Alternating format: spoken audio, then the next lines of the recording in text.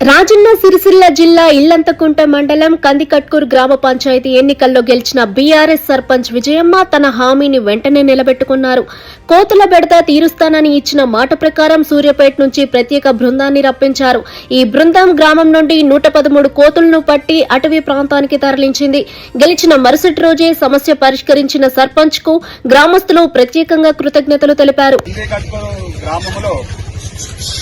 ఏవైతే సర్పంచ్ అభ్యర్థి ఉన్నారో చింతలపల్లి విజయమ్మ వేణురావు గారు ఆయన అన్న ప్రకారము కందికట్టులో నేను కానీ సర్పంచ్ గా గెలిచిన తర్వాత కోతుల బెడద లేకుండా చేస్తా అని మనకు మాట ఇచ్చిండు కాబట్టి కట్కూరు గ్రామ ప్రజలకు ఆ మాట ప్రకారము కోతులను పట్టే వాళ్ళని పిలిపించి కందికట్కూరు గ్రామాలకు ఈ రోజు ఫోన్ సెడి చేసి కట్కూరు గ్రామం తరఫున అందరికీ ఒక 113 కోతులు ఇలా పట్టి వేరే ఎక్కడికో దూర ఫారెస్ట్ కు షిఫ్ట్ చేస్తున్నారు.